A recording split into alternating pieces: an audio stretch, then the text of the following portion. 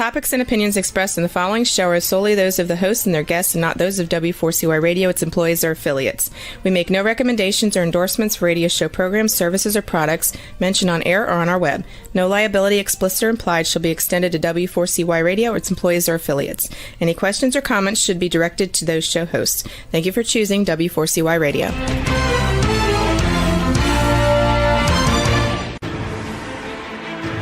What's working on purpose anyway? Each week, we ponder the answer to this question. People ache for meaning and purpose at work, to contribute their talents passionately and know their lives really matter. They crave being part of an organization that inspires them and helps them grow into realizing their highest potential. Business can be such a force for good in the world, elevating humanity. In our program, we provide guidance and inspiration to help usher in this world we all want, working on purpose. Now, here's your host, Dr. Alise Cortez.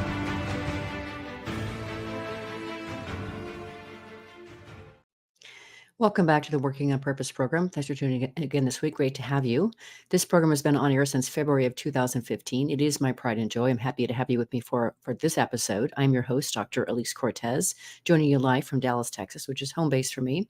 If we have not met yet and you don't know me, I'm a management consultant, organizational logotherapist, speaker, and author. My team and I at Alise Cortez and Associates help companies to enliven and fortify their operations by articulating their purpose and building inspirational leaders and cultures activated by meaning and purpose to turn those companies from a flatline EKG to a vibrant destination workplace.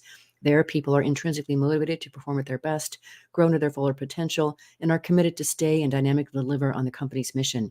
You can learn more about us and how we can work together at alisecortez.com. Now, getting into today's program, we have with us Sean Harvey, the Chief Compassion Officer and founder of Warrior Compassion Men's Studio.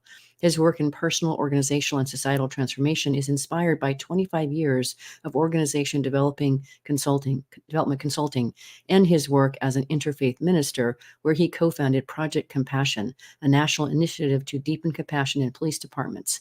He's known for his healing work with men in hyper-masculine systems. Today, we're talking about his new book, Warrior Compassion, Unleashing the Healing Power of Men. He joins us today from Philadelphia. Sean, welcome back to Working on Purpose. Thanks for having me back. It's great to be here. You know, I'm a huge fan, right? I told you before, you can run from me, but you can't hide from me, right? I've picked that up a couple of times, so I think we're good on that front. Okay, good. Okay, well, let me just do this for our viewers. Let me hold up the beautiful book that you created. I say this often, Sean, when I'm talking to most of my show is authors. It is harder, but this might be good news for you. What you did in creating this book is actually harder than bringing a child into the world. I know I've done both, just so you know. Good to know. He's like, all righty then. Okay. So check that off. Check that off. So for our listeners and viewers who don't know you the way that I do, Sean, how about just a brief sort of sketch of who you are? Just quickly, of course, I love the fact that you're an interfaith minister, which you talked about before on air. You got to say a little something about your two-word Eileen Fisher. You started on Wall Street in consulting. Just give us like a high sketch of this man who's in front of us, please. When I get asked this question, I often like to just start with, I'm a bunny dad. I love that about your book. I didn't know this. I'm a rabbit educator, and I think I've had about 10 rabbits, 5 fosters, and 5 that I've owned myself. And so that just gives a juxtaposition of the work I do. It does. And so I often say I'm brought into the most hyper-masculine cultures and systems and organizations possible, be it police, military, defense, work I've done with white nationalists and far-right extremists, with government, with finance, tech, and really coming into deepen compassion and work with men around soul healing. Mm-hmm. What led me here was it was really on my 40th birthday. My birthday present to me was I was a consultant on Wall Street. And on my 40th birthday, I walked in the CEO's office and said, I've lost my heart and my soul on the job, and I resigned as my birthday present. Just happened to two came together at the same day. And then within 2 weeks, the opportunity to work at Eileen Fisher came along. And, there were many many highlights and many pivotal moments, but I think probably the most pivotal moment that changed the trajectory of my life was my first day after I had gone through an 8-month interview process. Yeah. On that first day, my two bosses sat me down and they said these words: Sean, we want to acknowledge and honor the fact that you have proven yourself in the interview process. We now want you to stop proving yourself and learn how to be who you actually are. Mm.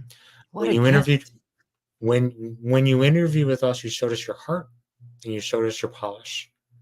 We hired you for your heart, and we want to see less of your polish. And you just said, what a gift. And the gift that I always name it as is permission. Permission to go on a journey to discover who I was.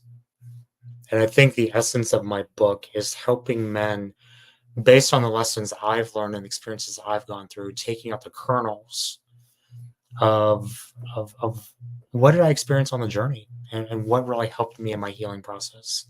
Mm. And the permission to be able to do it, and the permission to explore it and take the risks. Okay, so two things to dive into that really quick. First, listeners and viewers, I want to call out, if you do not know the company Eileen Fisher, you need to check them out. I'm not quite sure how you would call them, but I would call them a socially conscious fashion company. And what I like about that, listeners and viewers, is I want you to just to check out just what you can do, the force of good that business can really be. I mean, they are putting forth to improve the lives of their people that come to work for them, all of their stakeholders. It is so beautiful. So I want to just say that. And then the second thing is we must hear just a bit more about the bunnies. I think it's quite interesting that you are able to so peacefully connect with, as you put it in your book, prey animals. Bunnies are prey animals. Say a little bit more about the significance of the bunny in your life. Why are you a bunny dad? Well, I think I'm an accidental bunny dad. I think it was more circumstance. And when we got our first rabbit, actually we got 2 rabbits, and my ex-boyfriend and I, we look up the Shakespearean character book, and we named our 2 rabbits Hamlet and Ophelia. And Ophelia, they were both sick. Hamlet died within 7 days. Ophelia survived. She actually lived to be 12 years old. And she was sort of this mix between a dog and a cat. But I think one of the things that a prey animal, and I have so many friends who are equine coaches or work with horses. Yes. There's something about the energy that they sense. Mm-hmm. That what I found was the quieter that I became, the calmer that I became, the more playful the bunny would become. I love that. And so they were always reacting to my energy. So if I was hyper, they would shut down. If I was calm, they would light up. Mm-hmm. And so, I get the sense that many animals just can sense. And so I think that interspecies connection is so powerful and often indicative of a reflection or mirror for us. Mm-hmm. Ultimately, I think everything that we're going to talk about, this work is about what are the mirrors to show us our own humanity.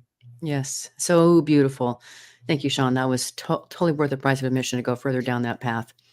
Okay, so what I want to do next is showcase the incredible work that you're doing with men. I just want to read a short little passage from an early part of your book and have you speak to that, because it really speaks to the importance of your work and the promise of it. So you say in your book, today, men suffering in silence is a stark reality, perpetuating many men's deep wounds and emotional struggles, hindering their well-being and preventing them from receiving the support they need.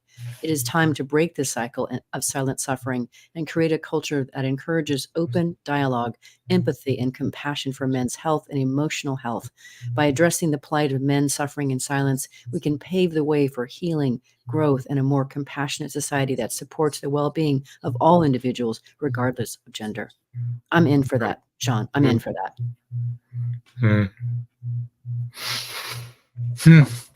It's so much of as you know, I'm sure you definitely know this, so much of the writing process, you're really channeling. Yes. And so some days I get quoted back what I wrote, and I'm like, oh, who wrote that? Sounds pretty good.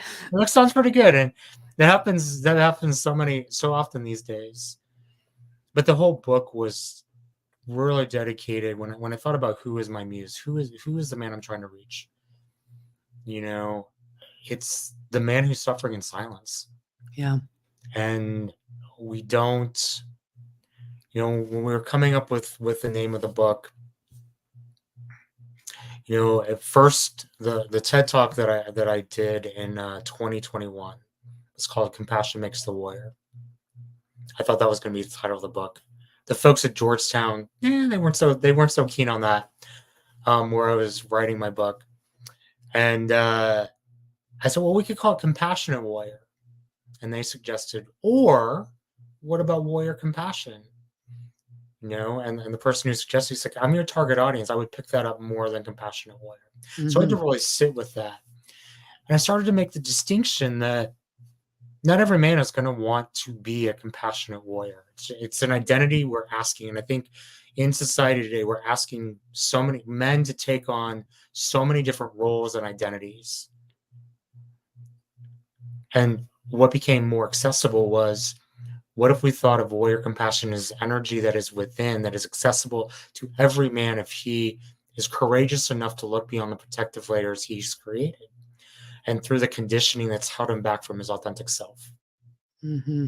And the compassion that's required to look at all aspects of oneself, the good, the bad, the ugly, the anger, the fear, and most importantly, the shame that holds men back from actually being able to access their truth. And so warrior compassion in an essence, when and as you read through the book, there's so many statistics, and I think anyone who's writing a men's book today will give any number of statistics to show the plight of men, where men are today. And I think, as opposed to trying to fix it, which I think is often the adage, and I think it's a very masculine approach to say, let's fix the problem. And a more feminine approach is more we could heal the wounds. Yes. And I always say this isn't about fixing a problem, but this is an invitation. And also it's not fixing problems, because I think what so many men hear today is you have to change because you're broken or something's broken or something's wrong. Yes, that's right. They get that big fat label. Right. And if we know anything about men, the moment you tell a man to do something, he's going to be like, well, just, the automatic resistance will come out, right, for many men. But if we take a different approach and say, you know what, many men are suffering. Many men, when you actually present in front of them the ways men are suffering and hear the ways men are suffering, they can often see themselves in it. Mm-hmm. And when you extend an invitation, not a demand or a mandate, men will often be able to start to say, you know what, I might be wounded too. Yeah. And that's the, and I think another part of this is a number of men will often think they can go it alone, or they'll just work through it, or they'll just get through it. What they often fail to realize is if you just let it go, it's going to stick around. And if it stick around, like an unwanted guest. Yeah, it can be worse than you ever imagined, the ways that it shows up and the way that it comes out. So to be able to help men just acknowledge the suffering, to be with them in the suffering, and to say, and here are some ways that might be able to help you to come out of the suffering. Mm-hmm. Okay.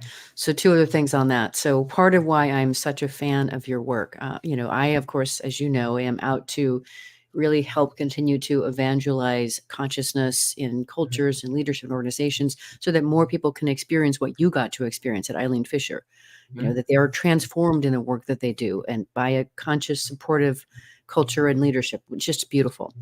And so it occurs to me that if you can really help more men be able to confront their wounds and heal, and they themselves then can feel much more, they're more healthy, they're more balanced, more centered, their immediate relationships start to immediately improve, as you talk about in your book. Their connection to their families starts to improve. The dog gets kicked less, Right. The rabbit gets petted more, Right. right? And then that cascades into the organizations they work for, how they lead, how they manage, et cetera. There's such a beautiful ripple effect that your work has to do. So that's why I wanted to have you on the program, Sean. I think you are sitting on such a powerful lever here.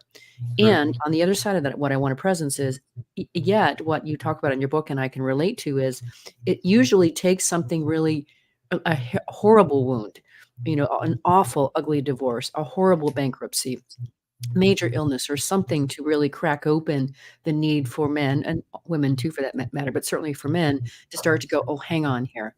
I think I need some help. Something needs to go, Right. something needs to be done differently. So if you could speak a little bit to, how your work will help men not have to go through necessarily those things in order to start that transformation healing process. I think in 12 stuff they often say, you'll start to get sober once you hit rock bottom. Yeah. Question is, how far down is that bottom? Yeah. And I think it's something similar. I mean, a lot of times this is not an awareness. This is not Right. It's not in our awareness, not in the realm of possibility, or the stigma. Either the stigma is so great that you couldn't even imagine, or your defenses are so great you can't even acknowledge that you may need something. Mm-hmm. So I think my hope is that the book showcases, different situations that men can see themselves in, Mm-hmm. or they can see themselves in the book in some way to say, oh yeah, that's what I've been struggling with. Another piece, I start with embracing vulnerability and finding community of safety, and finding safety in a community of men. One of the things we often do as men is we'll go for emotional support from women. We go for nurturing care from Mm-hmm. women. It feels very different when another man offers that. Yes, I can imagine. And it's often, and often the conversation around our relationships with our fathers often comes in terms of, what do we not get from our dads that we're yearning for from other men? Yes. Right. And so I think finding that sense of community, finding that ability to be able to just share freely, to not be judged, to be held, and to realize I'm not the only one that's struggling.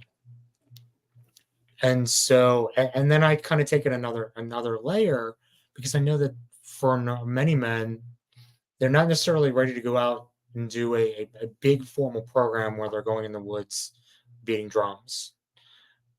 They may not want to sit in a room in a circle with men. And I often offer, there's something in the middle of, like, why don't we go out into nature for a few hours with other men and go hiking or go kayaking, or what I call those are men's soul adventures. And in a soul adventure, I often say it's where outdoor adventure meets deeper male bonding, meets soul connecting conversations. Yes. And I think what many men are yearning for is to be able to go deeper, have a deeper connection. And yet it's also one of the scariest things for many men. Mm-hmm. And so I often say that I will meet men in their suffering. I will listen for their yearning and offer hope in the midst of both. Because as you also read in my book, one of the meetings of my Project Compassion team, where we are striving to deepen compassion in police departments and federal law enforcement, we met with Senate staffers a week after the Uvalde shooting. Yeah. And it just happened to be that our meeting was scheduled and they didn't cancel it. And so we had it. And in 30 minutes,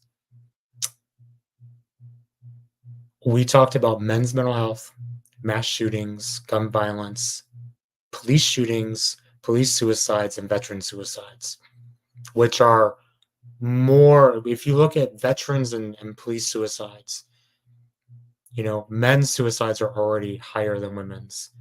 These suicides are in another category. Yes, yes.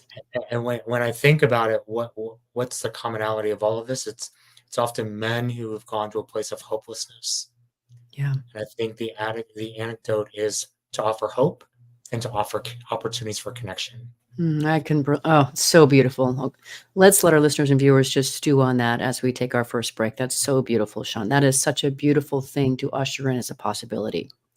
I'm your host, Dr. Alise Cortez. We've been on the air with Sean Harvey, the Chief Compassion Officer and founder of Warrior Compassion Men's Studio. We're just getting into some of the concepts in his book. After the break, we're going to talk more about this notion of healing wounds, and what we can do about that. Stay with us. We'll be right back.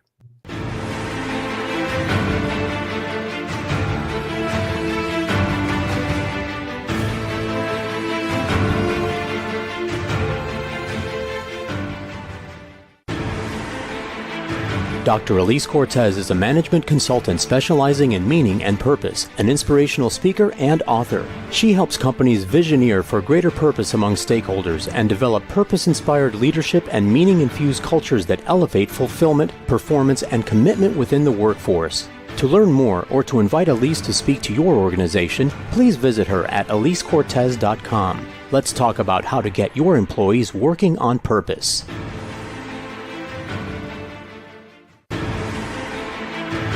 This is Working on Purpose with Dr. Alise Cortez. To reach our program today or to open a conversation with Alise, send an email to Alise, A-L-I-S-E, at alisecortez.com. Now, back to Working on Purpose.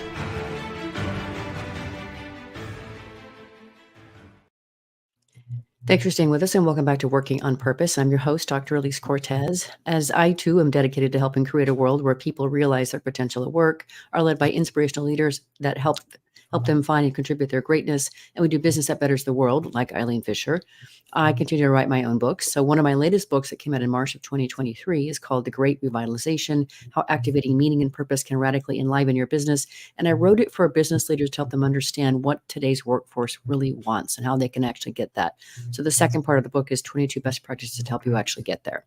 You can learn more about it at alisecortez.com and find it on Amazon. If you are just joining me, my guest is Sean Harvey. He's the author of Warrior Compassion: Unleashing the Healing Power of Men. Okay, so now I want to dig a little bit deeper here, because what I think what you got to do at Eileen Fisher, and I know the work that you do today, is so incredibly compelling. And you talk about at Eileen Fisher, you began to unearth some of your own deeper wounds through the work, and you focused on 3 areas as employees, as a group. They are unmet needs, limiting beliefs, and shadow. Really powerful, that kind of digging. Can you talk a little bit about each of those 3 areas and why they help men, especially, deal with the darkness of what they're up against? For sure. I of those 3, so coming into Eileen Fisher and into the personal transformation work, and then ultimately leading it, I both went through it, and then I taught it, and then I led it. I think for me, the unmet needs were some of was one of the first and most profound insights. Yeah. I mean, really at its core is, what did I not get as a child that really went to an unmet need that today I still desire? And when I don't get it, what is my reaction?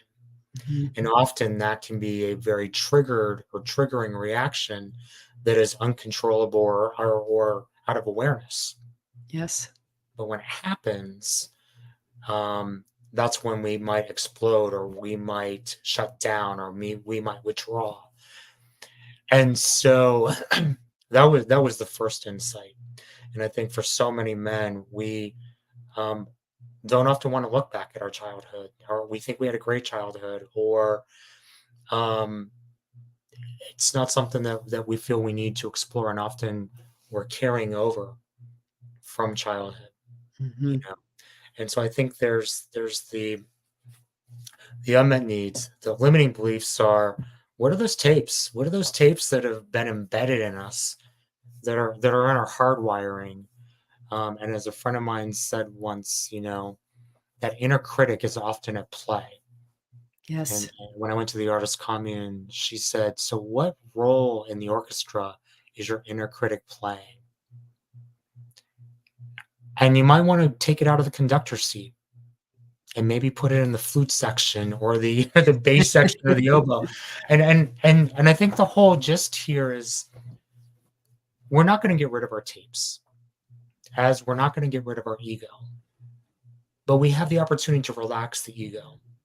And we have an opportunity to recognize and address the tapes from a different level of awareness. And from that place of awareness, we can start to go, my limiting beliefs, and turn it into an affirming belief. But we have to catch it, and that's where the power of the pause, the power of mindfulness, the power of just being present to what we're reacting to and how we're responding, and to move from knee-jerk reaction to thoughtful response. And then I think, the third, and I'm going to add a fourth after this, but the third is our shadow. And that's often what we can't see or what we're unaware of that totally activates us. Yeah. And one of the best ways to see it is when we see it in others. And so it's often that saying, if you see it, you've got it. And so that person that annoys me, that person that pisses me off, that person that I can't stand to be around, the real opportunity is to get curious to say, okay, what is it about that person that I don't like within myself? And what is one built around it? Where is that judgment coming from? And where is that, and this is wrong. I often say some of the best indicators are when you start to say things that start with should. It's a question to say, where did my should come from? If you start to have resentments or judgments, okay, what am I judging and what am I judging with myself? What do I not like that's here that I'm seeing in others? And so the shadow is often a way to unmask the things that have been masked within us. Mm. And then the fourth, I would say, and this is becoming more and more pronounced, is trauma. And just where have I been traumatized? What experiences, what experience have I built a story around that continues to haunt me, consciously or unconsciously? And what inhibits me? What prevents me? What creates fear for me? And in a lot of the work I work with men who operate in very hypermasculine systems. If I'm working with police, they're experiencing trauma on a day-to-day basis in a way that they may not even recognize how much it's impacting them. And for many officers, they don't have an outlet because they also don't have the awareness of what's really happening within their body, what's happening within their psyche, what's happening for them emotionally. Yes. And so when I talk about any of this, warrior compassion, healing, it's really not about how am I compassionate to others. First and foremost, it's how am I compassionate with myself, to be able to start offering the self-love, to start healing the wounds. They're just holding me back from being my truth. And my authentic truth. Oh, Sean, this is so important. Now, and what I really appreciate about this is just, transformation work is really messy, but it's also incredibly fulfilling and so important. And I want to now, Presence, now that you've done that, you've given us those 4 years that we can delve into.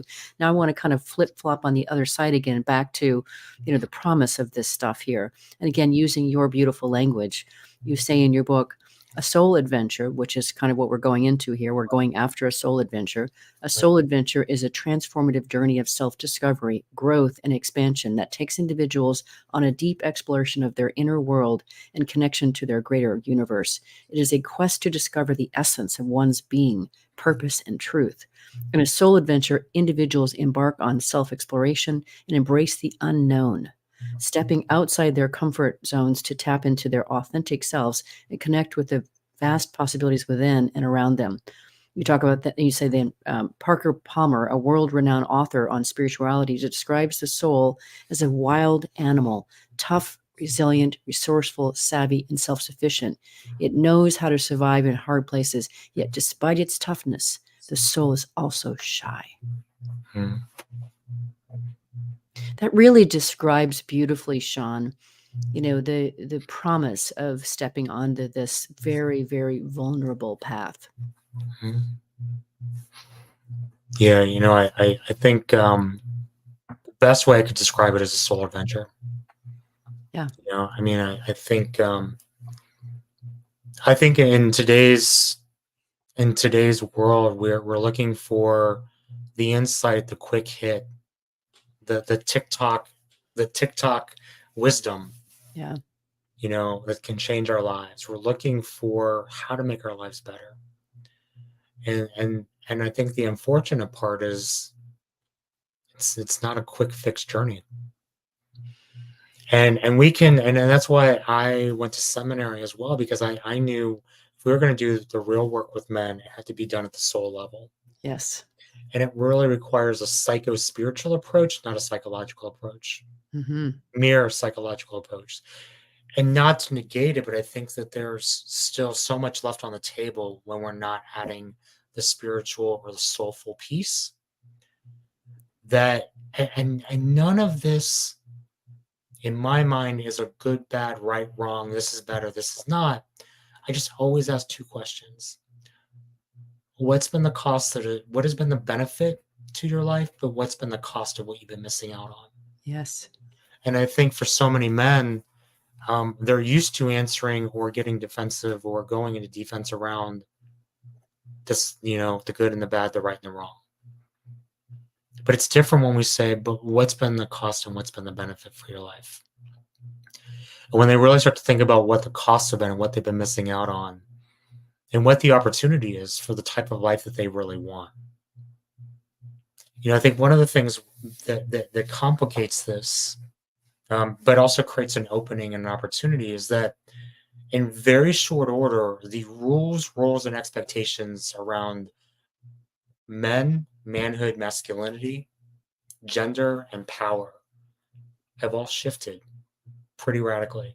Yes. So I think men are often also, in that suffering, are also feeling lost and confused around where they fit. Mm-hmm.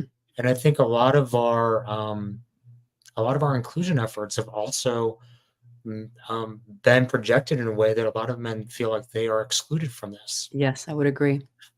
And so men are often trying to figure out, with often limited resources, limited coping tools, resources for them to try to navigate this world that's changing around them radically. And, not necessarily having a roadmap.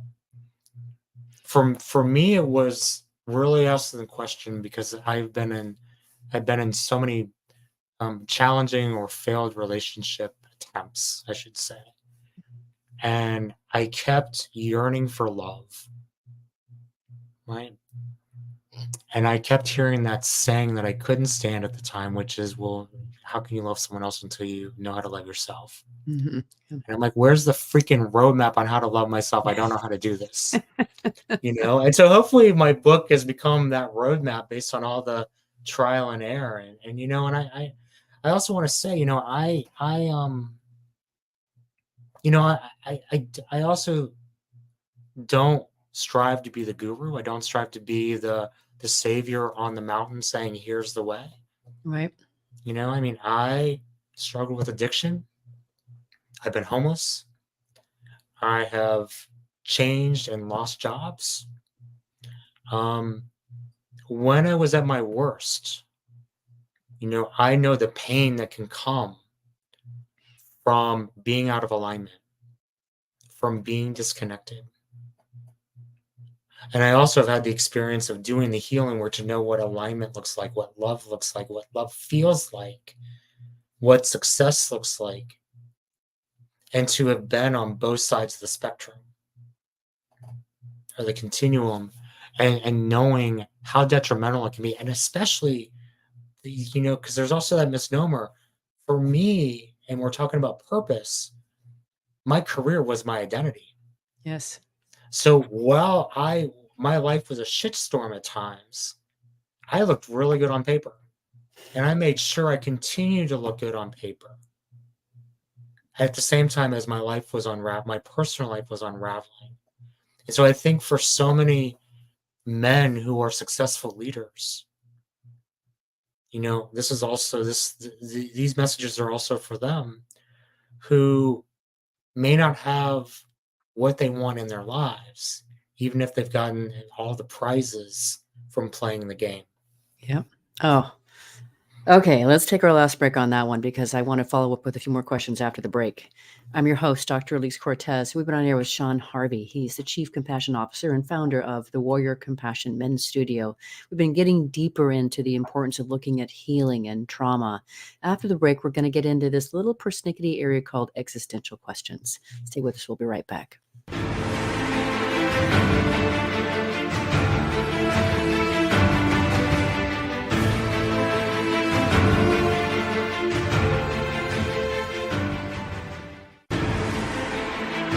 Dr. Alise Cortez is a management consultant specializing in meaning and purpose, an inspirational speaker and author. She helps companies visioneer for greater purpose among stakeholders and develop purpose-inspired leadership and meaning-infused cultures that elevate fulfillment, performance, and commitment within the workforce. To learn more or to invite Alise to speak to your organization, please visit her at alisecortez.com. Let's talk about how to get your employees working on purpose.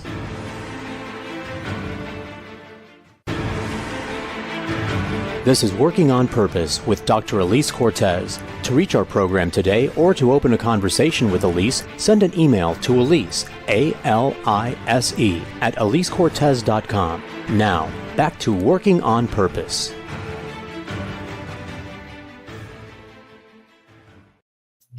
Thank you for staying with us and welcome back to Working on Purpose. I'm your host, Dr. Alise Cortez. I mentioned in the last break that I just put out my book, The Great Revitalization, in March of 2023. I gave you an accompany for that on my website. It is an assessment. It's a 3-page assessment that you can take for your company to see to what extent you are meeting the standards of today's workforce. So it's there on the How We Can Help tab. You can find it at alisecortez.com. If you're just now joining us today, my guest is Warrior Compassion, Unleashing Healing and Power of Men author, Sean Harvey.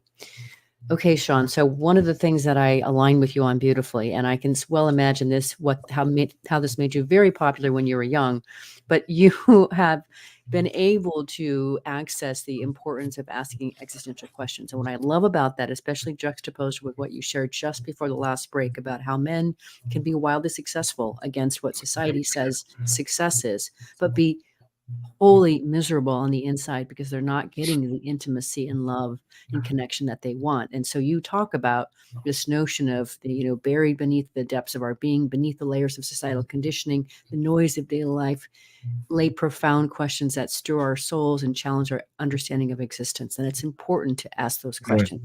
You talk a little bit about that, please. I'm just taking in those words. Just because as I said earlier, my struggles early on in my career finding the right fit, because I never really was. It took a while for me to figure out where I was a fit. It took me a longer time to figure out what my purpose was. And at the same time, I became really good at being a career coach and helping other people find their purpose. And, I've been on the journey before I was on the journey. I mean, I think the first experience was when I was 16. I came out as a gay young man at 15. And then at 16, I started a gay and lesbian youth group for the city of Dayton, Ohio in 1989 or 90, before it was cool and hip. And when I started it, I was creating mission and vision statements before I knew what they were. And I actually created an organization that is around 30-something years later, now supporting all of Southwest Ohio, from Columbus to Cincinnati over the Indiana border. And when I over time, when I would make career decisions, if I went for money, prestige, title, status, I would fall flat on my face within 6 months. If I would get quiet and go back to what that experience was, I would always think back to what I did when I was 16. And I'm like, it would remind me, oh yeah, I'm committed to service. And when I made it less about me and my ego and more about the way I could serve, that's when the doors would open to each step, and I would just listen for what felt right. And those moves led me to where I am today. Mm-hmm. So for those people who are just now catching this idea of existential questions, I think it's important that we talk about what we mean by those. So things like, who am I? Why am I here? That's really important that people understand what we're talking about here, because your path is so beautiful and nuanced. And the other thing I want to say quickly about what you just said about coming out at 16, I really appreciate how openly and beautifully you share in your book, Sean. You're so accessible in your book. And I appreciate the relationship that you developed with your father over the years. He was not a fan of you being gay. And Right. I really appreciate how you navigated that journey with him and how you talk about where it went. And the reason I want to bring that up is for listeners and viewers, wherever you are on this, whether you're a parent or whether you're the one trying to come out, I just really think that Sean's experience is really powerful. You know, and I was just gonna say that these experiences led me to my second master's degree, where I focused on existential psychotherapy as my degree. And the question, so you started to answer the what are the four questions, Yeah. and I think what you just hit on, though, and what you just shared was the final question. So I often say it's, who am I? Why am I here? What am I here to do? And then how do I love? And I honestly think it was through healing my relationship with my father that's where I actually was able to, for the first time, to feel the experience of visceral, unconditional love Mhm. after 14 years of not talking and being told I was going to hell because I was gay. And the year journey with my father, where I asked myself at one point when I was deep in my resentment, and I said, Sean, you have a choice. You can either stay in resentment or you can lean into love. And it was the moment that I leaned into love that our relationship changed and it transformed in time, to the point when my father, on 2 days before he passed, said was proud of the man that I became, and to never let anyone extinguish my flame. Mhm. And I think we often underestimate the relationships with our fathers and the Yeah. impact it has and the desire we have to the connection. I had a shaman once say that we are integrating men who learn from unintegrated fathers. And it's not a dig at our fathers, it's a reality of what evolution looks like and Yeah. how we evolve.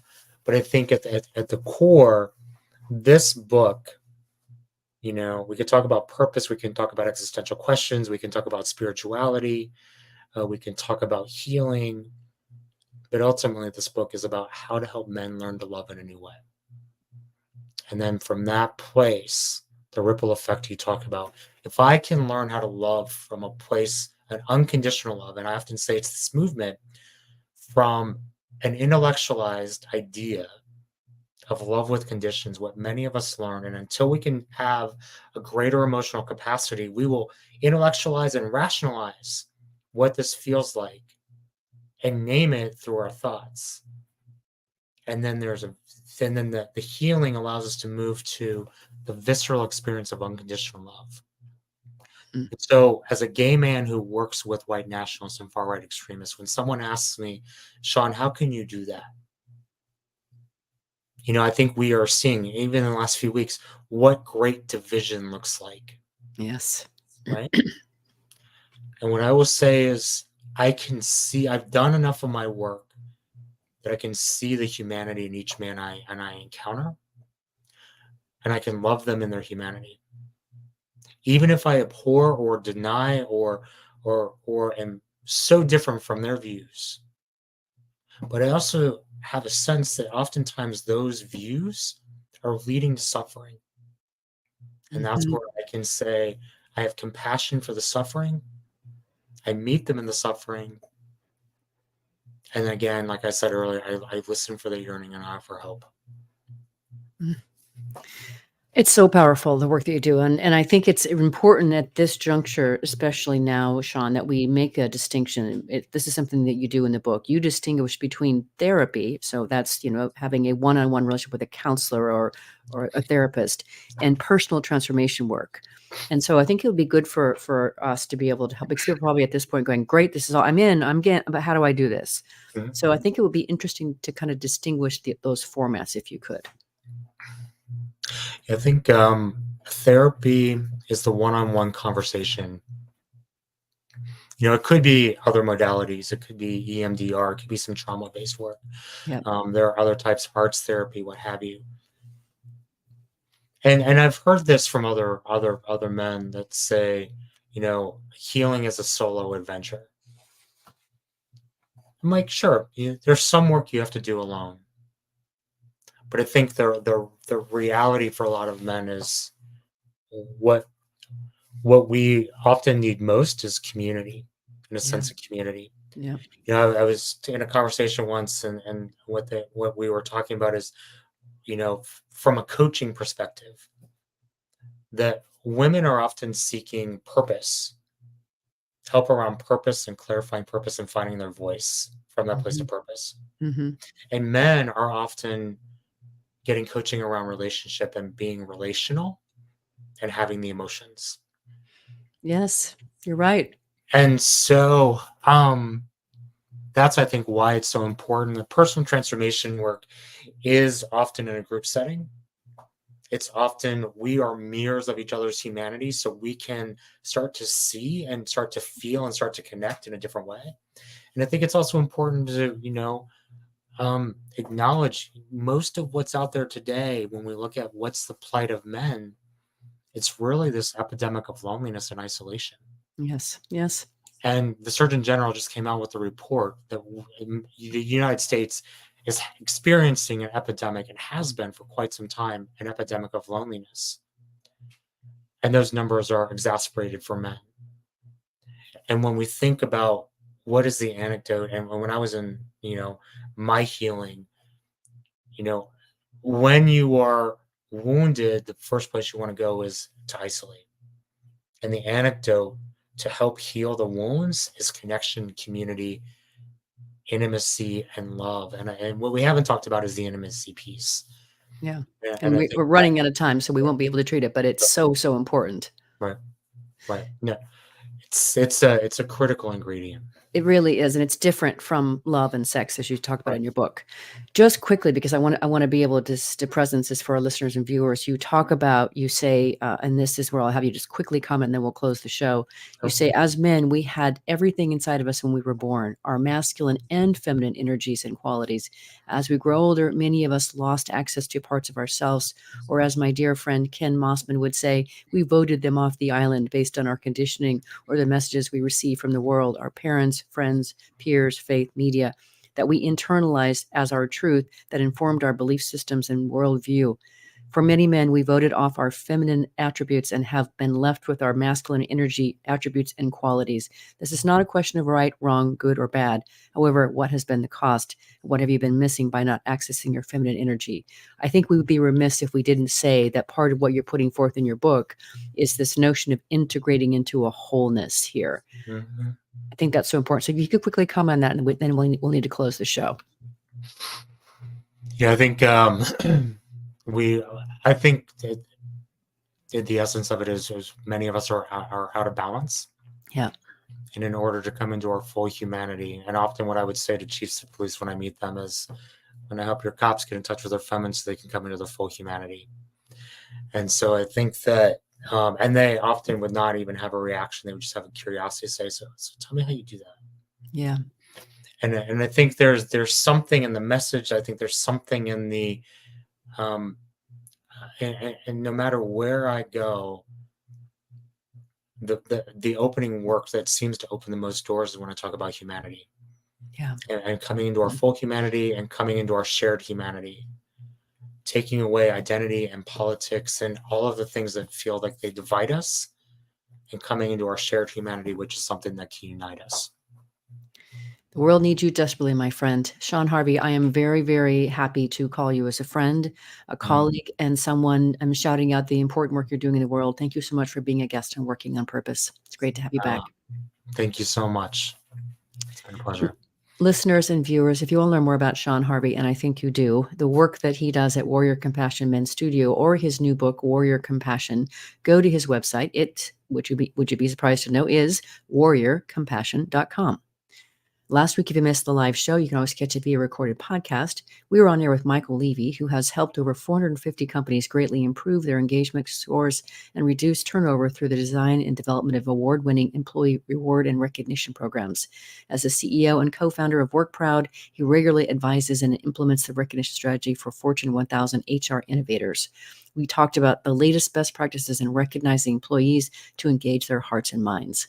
Next week, we'll be on the air with Talia Fox talking about her new book, The Power of Conscious Connection, 4 Habits to Transform How You Live and Lead. See you there. And remember, work is one of the best adventures and means of realizing our potential and making the impact we crave. So let's work on purpose. We hope you've enjoyed this week's program. Be sure to tune into Working on Purpose, featuring your host, Dr. Alise Cortez, each week on W4CY. Together, we'll create a world where business operates conscientiously, leadership inspires impassioned performance, and employees are fulfilled in work that provides the meaning and purpose they crave. See you there. Let's work on purpose.